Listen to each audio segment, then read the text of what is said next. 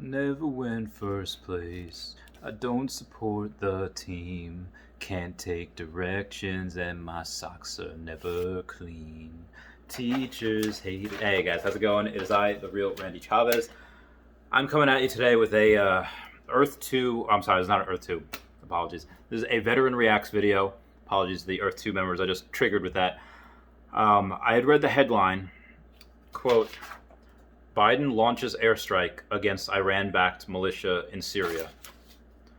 Okay, what am I going to take away from that? Just from reading it, and I have an article I haven't read yet, but just that headline.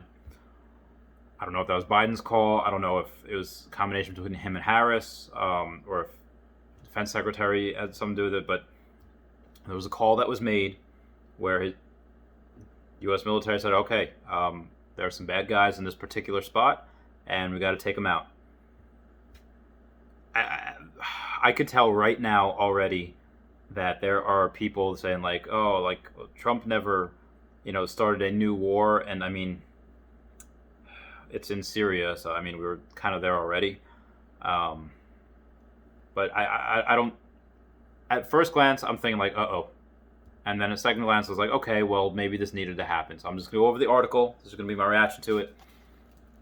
This article is written by Joe Walsh from Forbes. And he says, all right, some key facts. The airstrikes destroyed several structures used by Iran-backed Shia militias operating on the border between Syria and Iraq.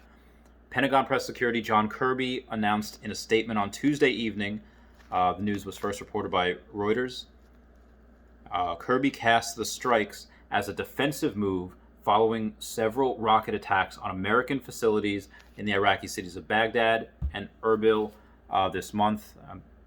I used to send stuff over to Baghdad and Erbil when I was over. There are certain different places out there, airfields, or certain stuff needs to go. I've never been to those places. I just sent stuff to there from where I was stationed at the time. If this was a preemptive strike because it followed several rocket attacks on American facilities in those places, maybe this is something that needed to happen. All right, and the White House vowed Tuesday that the groups responsible for those rocket attacks believed to be Shia militias underwritten by Iran will be held fully to account.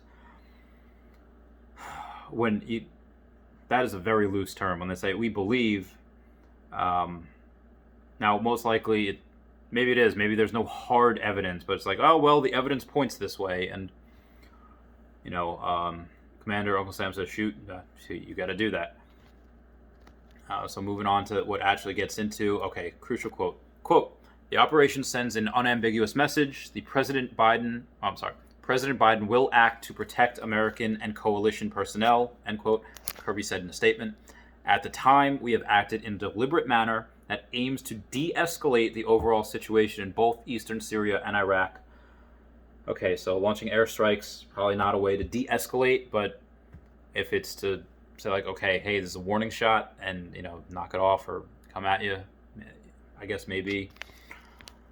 Key background. Iran's paramilitary Quds Force supports several militia groups operating in Syria and Iraq, where they fight the Islamic State, support Syrian President Bashar al-Assad, and extend Iran's influence over Iraq.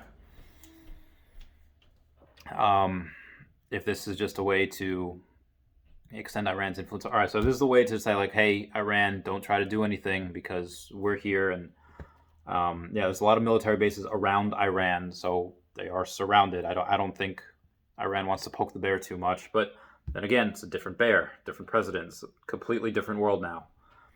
These groups have been repeatedly accused of attacking U.S. military targets in Iraq in recent years, partly to avenge the U.S. killing of Quds Forces leader Qasem Soleimani in earlier 2020. Former President Donald Trump returned fire with several airstrikes last December, but Thursday's mission appears to be the first strike directed by Biden. Those of you that don't remember, they had attacked, or Trump had killed one of those high leaders, like they were just going with Qasem Soleimani. And what happened was that they responded in an attack where I don't think anyone died in that attack that they launched on Americans. And a lot of people were just like, okay, well, you know what? You attack them, they're going to attack us.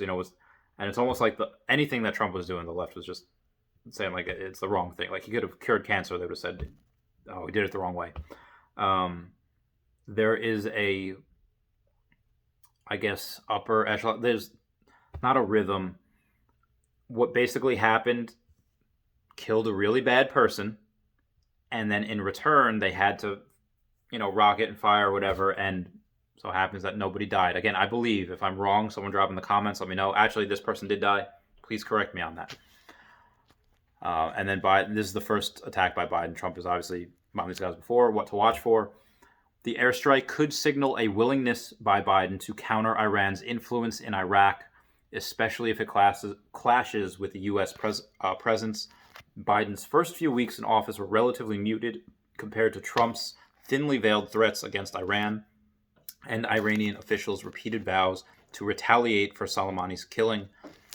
Secretary of Defense Austin addressed Syrian airstrikes, telling reporters with him, quote, "We're confident in the target we went after. We know what we hit. We're confident the target was being used by the same Shia militia that conducted the strikes, and calling today's strikes very deliberate," end quote to all of that. So it does sound like this is something that needed to happen. If they're trying to bomb our troops, yeah, by all means answer. Look for our reply in the thunder. Congrats to Air Force for carrying that out. Further reading, and I think that was the end of the article. Yeah, so at first glance, I was thinking I really hope it doesn't drag into another war, because it was Iran-backed. And Trump was the first president that did not start an additional war. Did he stay kind of where Obama and Bush was? Yeah, absolutely. But he started a new one? No. As far as the Iran-backed militia, this could get very dicey.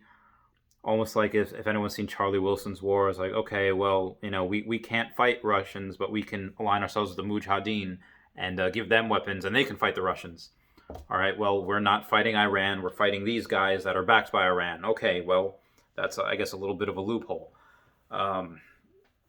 For anyone else that is curious about this, again, this is just the article I read, and I just read Forbes. I think Forbes is pretty middle of the road for right now. Biden, that I think is a point in his favor for his presidency. He's not weak. He's not a pushover, I hope, and that these things can, I don't want to say continue, because any loss of life is probably not good unless you are a really bad person, but this actually does give me a little bit of confidence in Biden, saying like, okay, mess with our troops, and Biden or whoever is going to give that order to answer, good on him. But that being said, I really don't want a war with Iran. Iran and Russia, I believe they've been doing joint military exercises for years. Attack one, I think the other one kind of jumps in, but to my knowledge right now, it was just a quick skirmish with a militia just backed by Iran, and hopefully that's it. Hopefully they kind of get the memo, okay, don't do that again. We can hope. Anyway, guys, I love you. Please comment, like, and subscribe. Comments are good for the YouTube algorithm. Let's pray for our troops, everyone. Goodbye.